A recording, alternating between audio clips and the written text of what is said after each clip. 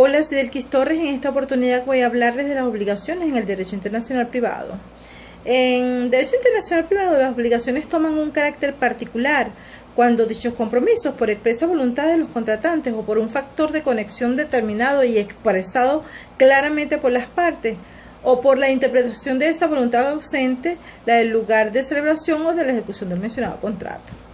Por lo que, en materia de obligaciones, priva el principio de la autonomía de la voluntad, ya que las partes contratantes tienen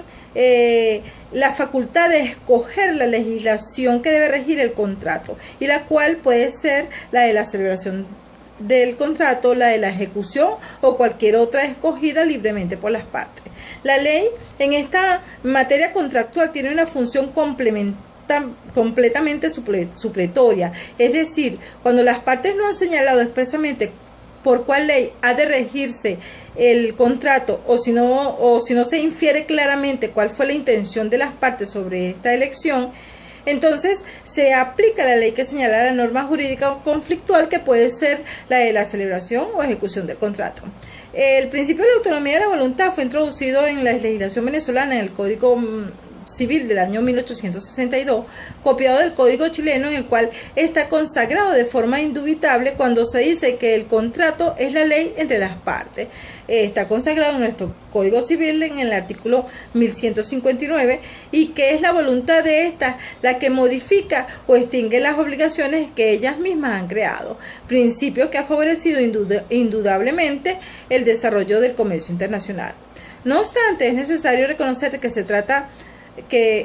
no de un principio absoluto, sino más bien de uno con algunas limitaciones, de manera que la autonomía de la voluntad está limitada a escoger una sola legislación, y la misión del juez consiste en aplicar la ley recurriendo a la interpretación de la voluntad pasiva de los contratantes cuando estos han omitido este punto o lo han expresado defectuosamente. En segundo lugar, una limitación importante es sin duda alguna aquella relativa a la escogencia de determinadas leyes que son incompetentes en razón de regular materias como la capacidad, la forma de los actos o el orden público, que la legislación escogida rechaza y para la cual es competente otra ley que no tuvieran en mente las partes. Así, la capacidad es regida por la nacionalidad o el domicilio, y serán las leyes de uno u otro sistema las que determinen esa capacidad, y no la escogida libremente por las partes. La forma de los actos se rige por el principio del locus regis actum, así que el contrato será válido en razón de la aplicación de la ley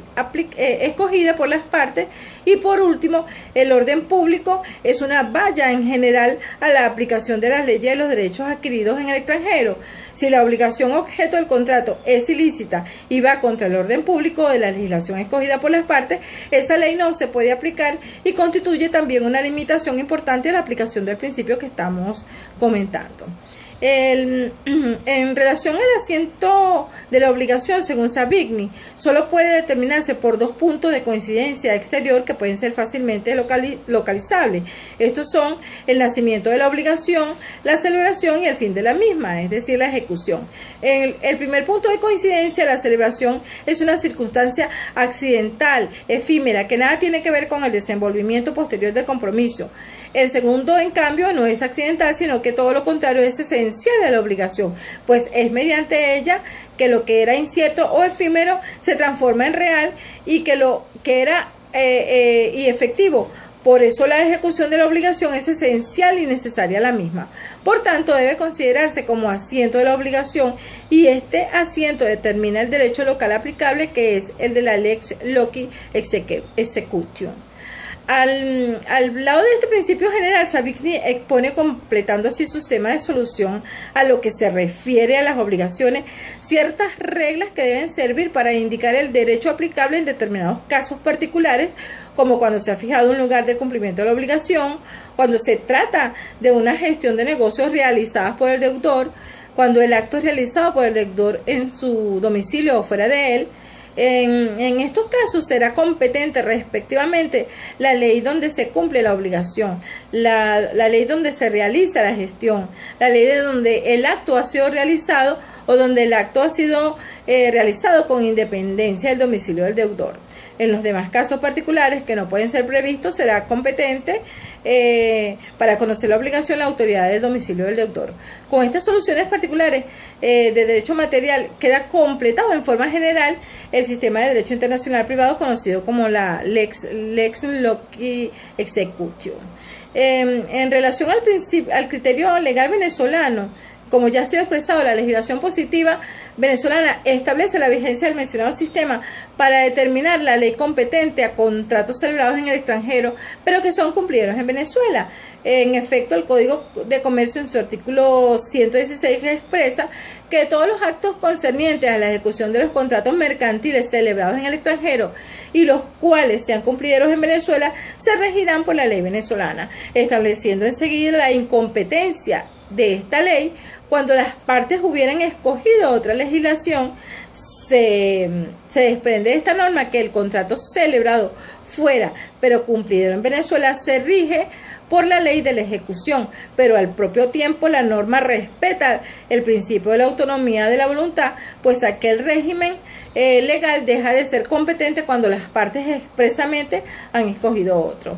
De la misma manera será competente la ley venezolana cuando el contrato ha sido creado fuera y no hay un lugar establecido para la ejecución del mismo. El juez competente para conocer de cualquier situación sobre dicho contrato será el del lugar donde el actor tenga su domicilio, residencia o habitación, salvo que la acción versare sobre bienes inmuebles determinados, en cuyo caso el tribunal competente será el del lugar de la ubicación de estos bienes.